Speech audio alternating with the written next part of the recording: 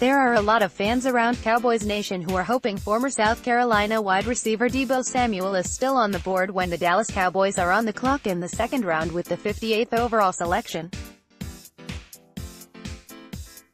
Samuel is the dream replacement for Cole Beasley for a lot of us, but would likely be a luxury this early in the draft instead of a need.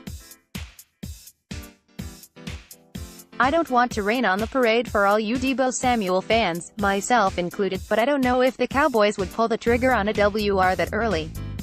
This is especially true considering there is someone who I believe compares favorably to Samuel and could be available at least 2 rounds later. In case you haven't figured out yet, I'm talking about former Nebraska WR Stanley Morgan Jr. Deebo Samuel of course is the more hyped WR and is in the running as one of the top 5 receivers in the 2019 draft class, but Stanley Morgan Jr. shouldn't be considered a consolation prize. These two WRs could be a carbon copy of one another on paper and tested surprisingly similar at the NFL Combine as well. Don't take my word for it, of course. Take a look for yourself. Height 5 feet 11 inches 6 feet 0 inches weight 214,202 arm length 31 3/8 32 3/8 hand size 10 inches 9 7/8 40-yard dash 4.48 4.53 20-yard shuffle 4.14 4.133 cone drill 7.0 36.78 vertical jump 39 inches 38.5 broad jump 122 125 bench 1714. As you can see from the measurements and the testing, Deebo Samuel and Stanley Morgan Jr. are amazingly similar on paper. The similarities don't end there though. Both players are devastating with the ball in their hands and easily create separation through their root stems. The only real difference I have seen between the two is Samuel is a little more thickly built and has been more productive as an outside receiver so far in his career. He is also the more powerful of the two, which serves him well in contested catch situations. That's not saying Morgan can't be just as effective as an outside WR. He just wasn't utilized in that manner during his time at Nebraska.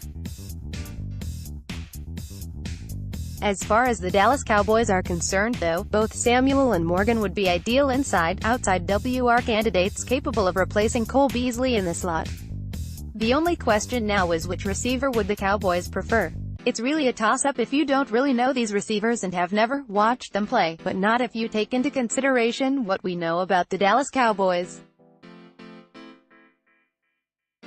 They like bargains, which is why I have a hard time believing they wouldn't be bargain shoppers in the 2019 NFL Draft like they have been so far in free agency. As much as we all love Deebo Samuel and the skill set he would bring to the Cowboys, investing a second-round pick might be too high for Dallas considering they can get a similar player at least 2 rounds later. Stanley Morgan Jr. is a bargain I just don't think they could pass up. This is all speculation of course, but it's definitely something to take into consideration when the 2019 NFL Draft gets underway. Deebo Samuel or Stanley Morgan Jr.?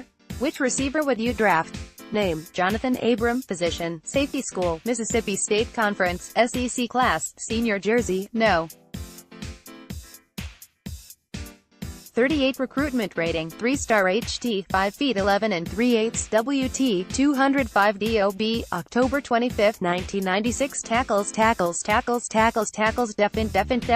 defend fumbles year school CONF class pos G solo as Todd loss SK and yards AVG TD PDFR yards TDFF asterisk 2015 Georgia SEC FRS 8, 11-14251.50.00000 2017 Mississippi State SEC Junior DB 124328715.02.0000502 2018 Mississippi State SEC Senior S135346999.03.0294.50511 career overall 107.881915.55.0294.5010 101 3 Georgia 11-14251.50.000 Mississippi State 9674.17014.05.0294.501013 highlights. Jonathan Abram, playing for the Bulldogs of Mississippi State University, is considered the hardest-hitting safety in college football. He's top NFL prospect, who is projected to be selected in the late first to early second rounds of the 2019 NFL Draft. Pros: Jonathan Abram's biggest strength as a safety prospect is his ability to play around the line of scrimmage as a box safety, which is why he's projected to be a strong safety in the NFL. Possesses the prototypical size for the position. He also has the ability and skill set to play a hybrid safety, linebacker role as well.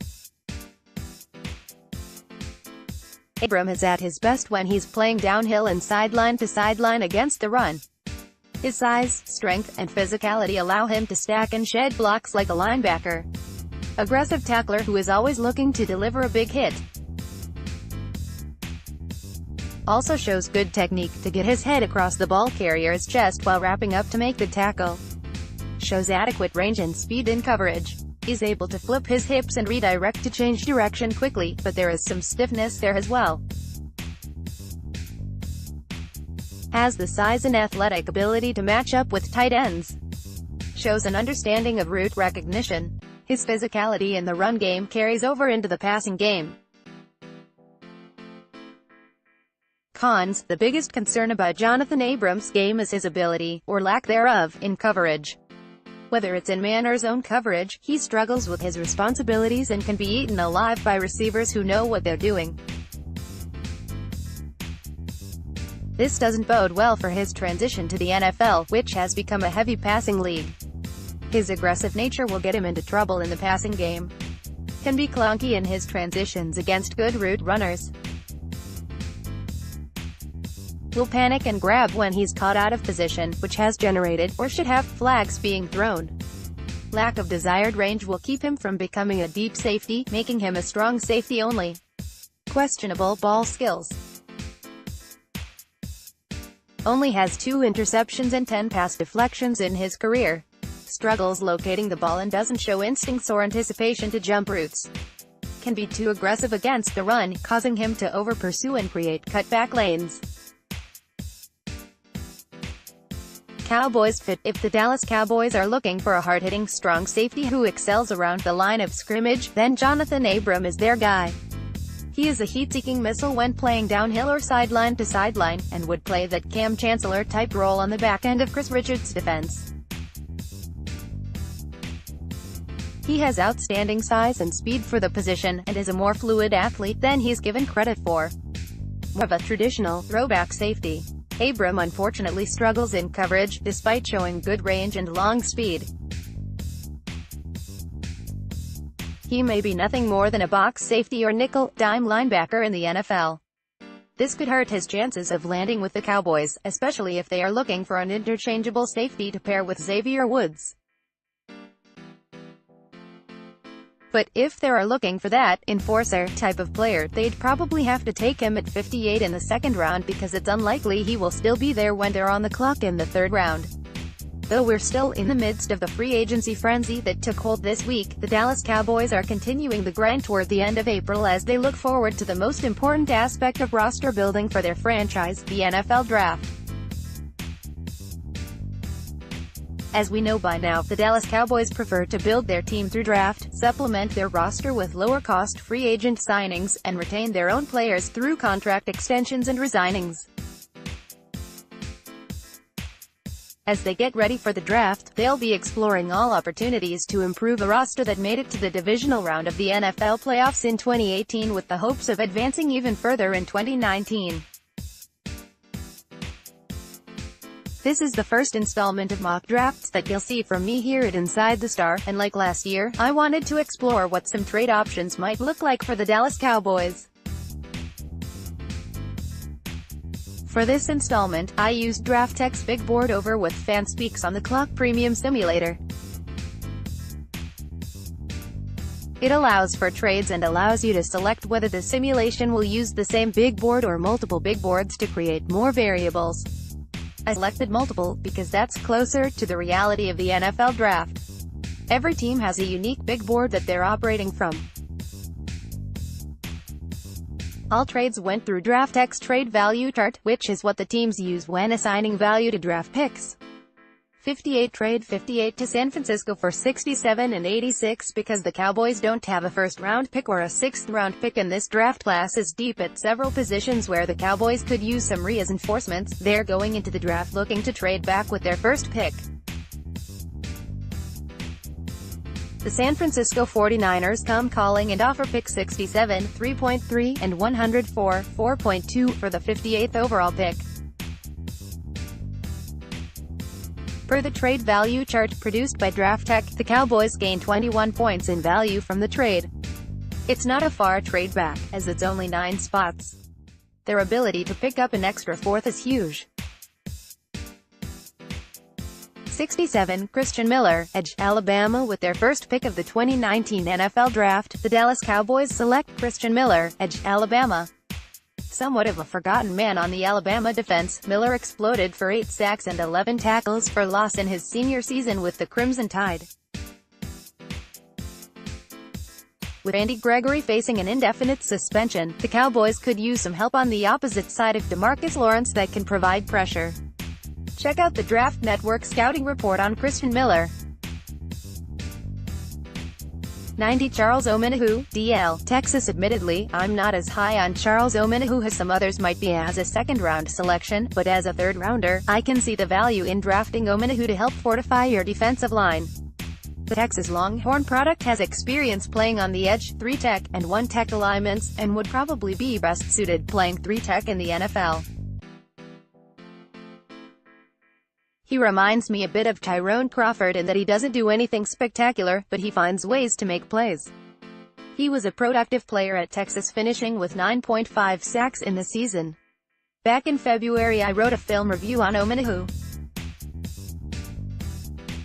104 trade 104 to the Buffalo Bills for 112 and 131 in another trade back. The Cowboys sent pick 104 in the 4th round to the Buffalo Bills for their 2 4th-round picks, 112 and 131.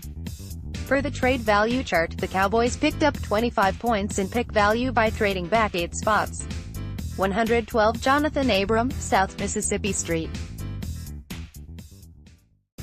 The Dallas Cowboys could use a safety that can play in the box, and Jonathan Abram from Mississippi Street could very well be the guy to line up next to Xavier Woods in the secondary.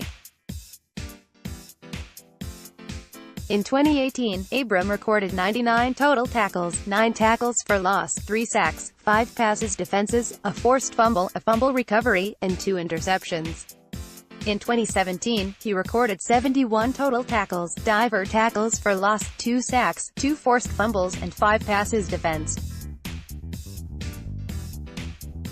Abram, who will be one of the Dallas Cowboys' 30 visitors in preparation for the draft, was a splash player in the SEC. 128, Rodney Anderson, RB, Oklahoma. Were it not for the ACL injury suffered by Oklahoma running back Rodney Anderson, it's possible we're talking about a top 60 selection in this year's draft. Anderson's injury history, however, has him consistently available for the Cowboys in the 4th round. As they look for a backup to Ezekiel Elliott, the Cowboys would be hard-pressed to find a runner as productive and as talented as Anderson is without paying a premium price. Like Elliott, Anderson's a smooth runner, who is able to play through contact as well as make people miss in the open field. For his career, Anderson averaged 6.4 yards per carry and scored 16 touchdowns. His only full season with the Sooners, he rushed for 1,161 yards on 188 attempts, 6.2 yards per carry, 13 touchdowns, and caught 17 passes for 281 yards, and 5 more touchdowns. That's a touchdown every 11.4 touches. Prior to being lost for the season in Week 2 against UCLA, Anderson was averaging 10.8 yards per carry. Read Brian Martin's draft preview on Rodney Anderson. 131, Paris Campbell, WR, Ohio State. Paris Campbell has the speed, quickness, and athleticism to be a threat both in the slot and on the outside for the Dallas Cowboys. Admittedly, it's not likely that a player with his athletic traits and production would be available in the 4th round, but in the NFL draft, there are few guarantees. Campbell recorded 90 receptions for 1,063 yards, and 23 touchdowns in his senior season with the Buckeyes. He'd be an excellent asset in the slot and on the outside as a speed threat for the Dallas Cowboys. 136 Benbanogu, edge, LB, TCU. You can never have too many pass rushers, and that's what the Cowboys believe as they double up on weak-side edge players by selecting Benbanogu from TCU in the 4th round. Banogu was a very productive player for the Horned Frogs. For his junior and senior seasons, Banogu averaged 8.5 sacks and 17.25 tackles for loss. At 6'4", 249, he brings good length to the position and has the frame to add a bit more bulk to help him set the edge in the NFL. 165 Caleb Wilson, UCLA. Count me as one who's excited about the possibility of Blake Jarwin developing into a starting tight end for the Cowboys. He certainly showed over the last half of the season that he's capable, just needs more experience and playing time. That said, despite the addition of Jason Witten, the Cowboys should still look to add a tight end in the draft, and here's a good one in UCLA product, Caleb Wilson. In 11 games for the Bruins in 2,918, Wilson caught 60 passes for 965 yards and 4 touchdowns. He averaged 16.1 yards per reception in the Pac-12.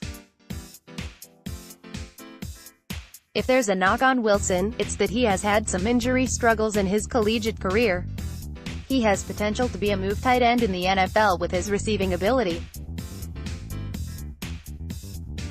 241 Jalen Hurd, WR, Baylor. There are few prospects that can be had around the 5th round or later that are as intriguing as Baylor wide receiver Jalen Hurd. The first 3 years of his collegiate career, Hurd played running back for the University of Tennessee and averaged about 4.6 yards per carry. In his freshman season, he ran for 899 yards and 5 touchdowns, while adding 221 yards receiving on 35 catches and 2 more touchdowns. When he transferred to Baylor for his senior season, the Bears coaching staff converted him to wide receiver and he flourished. In 12 games, Hurd caught 69 passes for 946 yards and 4 touchdowns. The Bears also used him as a runner and he gained 209 yards on 48 carries for 3 more touchdowns. In his 4-year career, he averaged 1,070 yards from scrimmage on 193 touches for 8.25 touchdowns. That's at 2 different positions in 2 different schools. At 6'4", 217 pounds, Hurd has the size to play receiver in the NFL. He has the ability to play both inside and outside and can give you some snaps out of the backfield as well. Check out Brian Martin's film review on Jalen Hurd. This is just one of many scenarios that could take place when the NFL draft rolls around at the end of April. The possibilities are endless. The Cowboys have several needs on the offensive and defensive side of the football, and this draft has players that can fill those areas of need throughout. Obviously, they'll look to draft the best player available when they come on the clock, and these could very well be players that end up with a star on their helmet in 2019. How would you feel about the Cowboys drafting any of these guys? Hidden among another deep receiver class, Khalil Lewis from Cincinnati is one who hasn't gotten much attention. The 6 feet 0 inches 200-pound receiver was among his conference's best but wasn't recognized as such. In his 4 years with the Bearcats, he caught 168 passes for 2,116 yards and 21 touchdowns. Lewis improved his numbers each season. He played and helped lead the team to an 11-2 record and a Military Bowl victory over Virginia Tech. Lewis won't get as much attention as many of the receivers in this class, but that doesn't appear to be stopping him. Speaking with him, he's clearly ready and motivated for the next level. All he needs is to get one look and someone will see what I saw on TV and his game film. To get ready for the draft, many prospects will get their body right. They work out harder, become strict with their diets, and some even will go in-depth with their coaches on game film to see what areas they think they need to fix for the next level. How have you been preparing for the NFL? What's been the biggest struggle? Lewis, I have been watching a lot of film and learning more about the game of football in my off time now that I don't have schoolwork. I work out and have a meal plan and only one cheat meal day a week, which is Saturday for me. I barely want to cheat my diet now though, because now I see how your diet can improve your performance and how you feel, recover, etc. There isn't a lot of struggle for me in this process because I love to grind, and that's exactly what it is. Me, at Cincinnati you played both the slot and outside receiver positions, running routes across the middle and down the seams. But where do you think you would fit best? Lewis, I like playing both and I was fine wherever the coaches needed me, but I love the outside. I love beating press coverage. Me, I was just about to get to that. To me, watching your film, your ability to run crisp routes and create separation has been maybe your biggest strength. What do you think your best attribute is? Lewis, I think me being smart helps me overall. Nothing physical or what I do specifically is that much better than the other, like routes, catching, stuff like that. I just study the game and it helps me execute. Me, what kind of receiver do you try to model your game after? Lewis, I don't think I model my game after anyone. I want to be Khalil Lewis and be the best I can be, but I watch tons of receivers. Even when a game is on, I just watch the receivers and DBs, but if I had to name a few, Stedman Bailey, Stevie Johnson and Odell. Me, every season you played at Cincinnati, you finished the year with better numbers than the previous one. You were catching more passes, scoring more and became your team's best weapon on offense. How did you develop yourself every season, and do you think that process will translate to the NFL? Lewis, I think I am getting better every day. I try to improve on something every chance I get, but like I said previously, the mind is powerful. I stopped working as hard physically, but I still was getting it in. Not to get confused, but like I said, I got smarter. I couldn't kill my body because I was getting older. I had to take care of myself, so me getting smarter, the game slowed down for me and got easier. Me, a lot of players get motivation from either a loved one, or trauma, or wherever. It's what fuels them to be great or even greater than they thought possible. Where does your motivation come from? Lewis, my motivation really comes from my mom. That's why I work hard in whatever I do, on and off the field, and it never seems like I do enough because she worked 2 to 3 jobs all my life and I really hate seeing her tired with a passion, but I don't let it out. I put that energy into being successful for her. Me, that's honorable's last question. As of right now, you're a projected day 3 prospect. Why should teams take a chance on you, and what can you give them to offer? Lewis, I love the game, I love to compete, I'm a team guy and I love to win. Whatever I have to do for the team's success, I'm doing it with no hesitation. Outside of being a receiver, I can do multiple things on specials teams as well. Me, thank you for your time. Good luck with the next few months and on your career as well. Khalil Lewis has a lot to prove, but it doesn't appear to faze him. He's motivated and looks ready for the challenge. Some smart GM will find this smart young man, and make a very smart move.